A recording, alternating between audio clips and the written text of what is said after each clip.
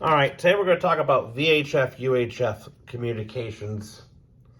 Ham radio and ham radio language, this for our discussion is 2 meters, which is, I'm trying to do this here the best I can. 2 meters is 144 to 148 megahertz. And then we're going to do 440 aka 70 centimeters, which is, I'm going to have to look, 420 to 450 megahertz. To put this, so first we're going to talk about this. It'll just be a little bit easier to explain in this aspect of it. Now, most of these antennas are not that big, and you can get away with a lot more portability with this band. So first, we're going to explain how things work in simple terms here. So first, we have simplex, okay? Simplex. Which means, I forgot my Latin, 1. Let's use this for our discussion here. Now, remember as a kid growing up, you had those toy walkie-talkies or the CB radio?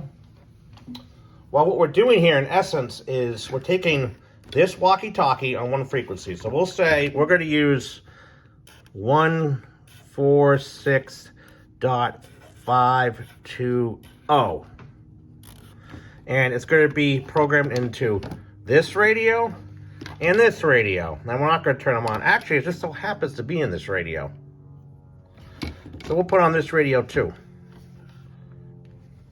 This is not my favorite radio. Okay, both these radios are set to 154.20. They're simplex. It's going to go from this antenna to this antenna, or whoever else is monitoring 146.520 in the area. Now, this can be the same thing if you have a base station that's hooked up to an antenna, a bigger radio, which we'll show a picture of, or it could be the same thing as if we have a mobile radio with an antenna on it, like, you know. So, I can key up this radio here. Is this on low or high power? And we can go on the radio here, and we could go KB1FJR testing. They'll come through on that frequency. There's no radio tower involved. There's no Wi-Fi. There's no cellular phone. It's straight up. Anybody can hear us on this frequency. So it's the guy, if the man next door is all set to this frequency, he can hear us. So security is not really our concern here. We're not really talking about like, you know, lifestyle choices or something here. This is just to get out. This is just generalized communications. There's other forms too. I mean, technically, that's called simplex. That's one way to communicate. And FRS also uses the same thing. I'm going to do a separate video about FRS and GMRS because I don't want to confuse people. So then we have what's called, that worked out good, huh? Repeaters.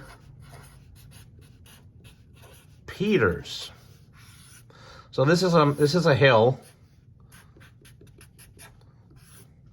and there's a radio tower up here. And we're going to make it like this. This is the input. Yeah, input and output. And this is our walkie-talkie. And this is another walkie-talkie. Or a car with an antenna. or a base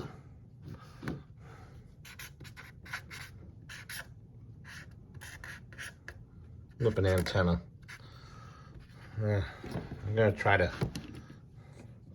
get in here a little better here. Everything. Okay, so we got repeaters. Now, the repeater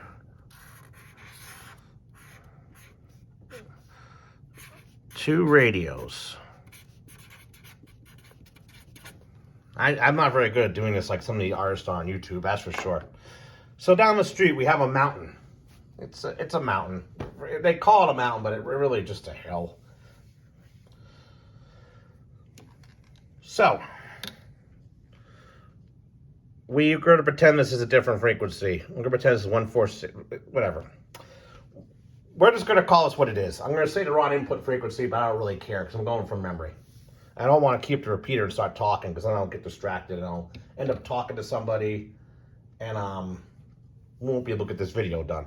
So, on the repeater, we're going to transmit simplex. We're going to TX is transmit simplex. And we're going to, which is the input frequency. So the input is 146.370. The repeater is on a mountain. It's on a radio tower, big radio tower like you see around town or something. The repeater is FM analog. And I'm not going to sound religious, but it's my opinion that unless you set up a special club repeater or something, where you're doing experimental stuff with DMR or other digital modes or whatever, is my opinion that if you're going to invest money in a repeater, it should have two things if you're a ham radio club. 1, range. 2, maintenance. 3, analog. So, you're going to, like, remember we were talking on 146.520? We're going to talk on 146.370. Then it's going to go into here. Then the repeater, which is a box of radios, it's going to repeat the audio out on a different channel, which in this case, from our input, or output, excuse me, will be 146.910. So now, if I transmit 146.370, it's going to come out on 146.910. Which is, and it's going to use the radio tower, the mountain antenna, to come out. And more people are going to be able to hear me. Now, since it's a big mountain, people are going to be able to hear me for about, let's say, 30, 40 miles as the crow flies. Then that means people with other walkie-talkies can hear me. People in the car can hear me much better than simplex with our walkie-talkie. People with base stations can hear me even better. And the repeater is good. This is what the system, this is what the 145.190 system that I talked about earlier, that 9 came out really bad. That what I was talking about earlier in an earlier video, that was relaying all that traffic for people that are stuck or need assistance in western part of North Carolina.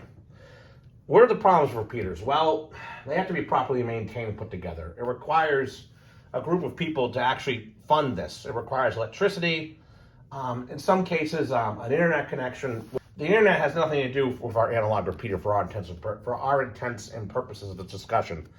Also, backup power. Does the repeater have backup batteries? Does the site have a generator? Does it have this? Does it have that? Usually, repeater sites will share a space.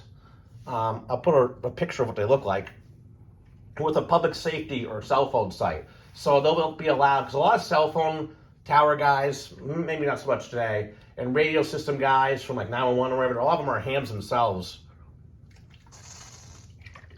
So they have this area where if it has backup, it will still run. And usually these sites have a lot of alternative generators and powers and stuff. So the repeater can sit by itself. As long as it doesn't physically become broken or something comes wrong with it, it will still work. Now, you may ask yourself, well, how do I program the repeater in? Well, the ham radio people thought about this. And in most systems, well, it's called the offset. There's a plus, as in plus, or minus. Most radios have a built-in plus or minus. It's a minus, I think, 0.060 megahertz. Might be wrong about the decimal point. So that way this radio knows, assuming it's set up properly, or actually brand name amateur radio stuff, like my Kenwood, which I'll show a picture of, automatically does it. So all you have to do is program in your offset, plus minus, which I don't know why it's doing that. That's some weird Beethoven thing. But it should tell us what the plus and minuses are. Whatever reason this radio doesn't tell you what the plus or minus is. So you can program the repeater by hand if you had to. The other thing is access control. To rule interference, most repeaters have something called a tone. There is something called we're trying here, guys.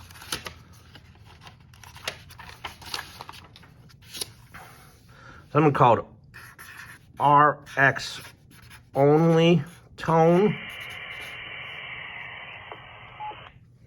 And there's something called RX only tone, which means it is on the output, which the output is 146910 on output.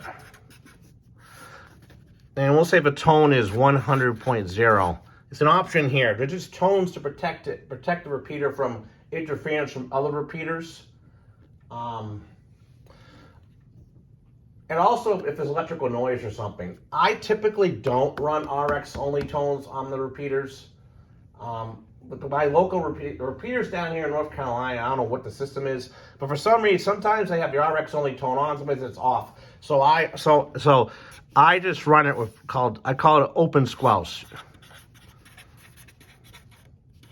So it won't be like this. It's not like this. That's open. It's not like that. There's just no tone on it. It's just a frequency as is, no tone. Then on the input, which is, remember, our receive frequency, most repeaters will run a tone on the input. Yeah, let's fix this. Input. So that way you know what the tone is. It'll protect the repeater from being keyed up by random interference. Or so there's a tone on the input. Now that's pretty much it for the repeater lesson. You can operate simplex if you had to. It's done on mountaintops. It's done now. 146.520 is considered the generic frequency for simplex for VHF. So in theory, it's kind of a calling channel.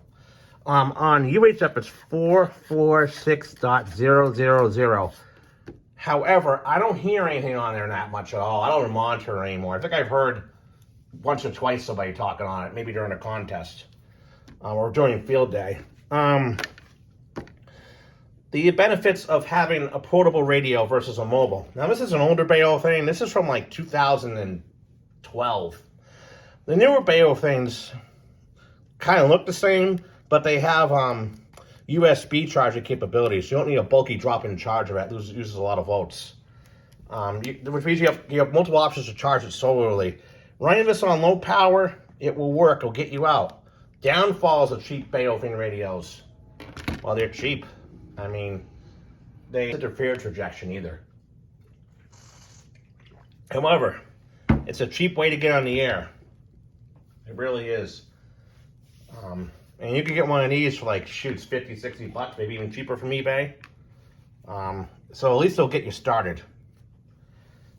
This would probably be the best way to have communications if you get licensed as an amateur. So this is my 2-meter 440 setup here. Just some antennas on a piece of sheet metal. Does it look good? Not really. Is it the best? It works for the local repeater down the road. And does it best on simplex? Might give me a few houses down, maybe out to the highway, but it's mostly for the repeater usage. I have this antenna here if I had to use simplex, which I don't currently have connected. And I got these power supplies here. This radio here is VHF, 2-meter. This one here does GMRS and 440. Most of our local activity is on the 2-meter 146.910 repeater. And that's all you really need to know about that.